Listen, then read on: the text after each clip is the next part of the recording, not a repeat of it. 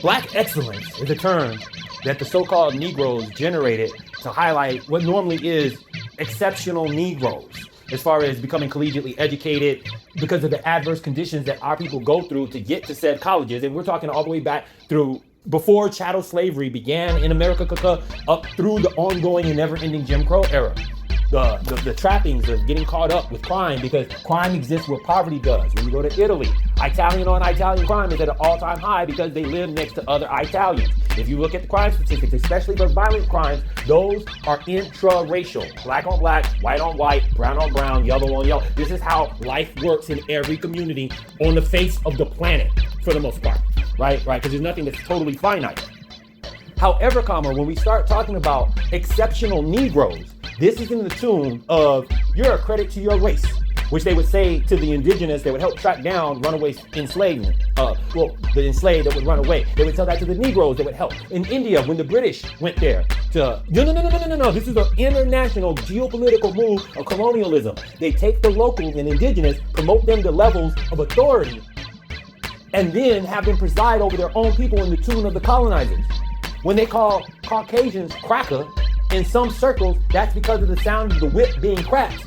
However, the so-called masses saw a way to save money by just training up one of the livestock to run all the rest of them, and he cuts out having to pay a Caucasian man. That Caucasian man that just lost his job, he now hates Negroes even more than he hated them before while he was working, believing that they are apes. And the apes whole primate thing, pushed by Darwin, pushed by the Portuguese, all of them regurgitated the fact that the so-called Negroid is born intellectually inferior to the Caucasoid.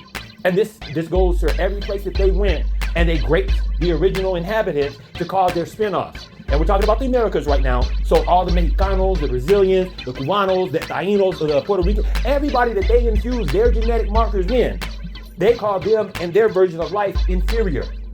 Because when it comes to Spanish, if you've never been around Spaniards and heard Spaniards talk how Spaniards talk amongst themselves, they look at all other Spanish speakers who don't speak Castilian as inferior.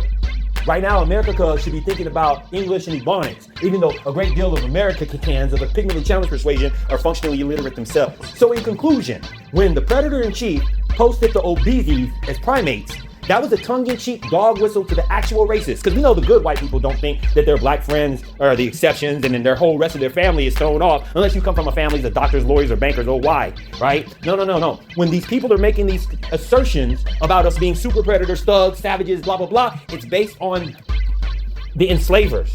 It's based on the justification. It's based on why the so-called good white people let slavery go on, chattel slavery go on for over 300 years and another 100 years of Jim Crow that still ain't over. Because that's their roundabout way of just simply calling us the N-word out in the open. Post should be taken as the policy of the Trump administration. It's coming straight from the horse's mouth. When you see it on Truth Social, you know it's directly from President Trump. That's the beauty of this president and his transparency and relaying this administration's policies to all of you and to the rest of the world.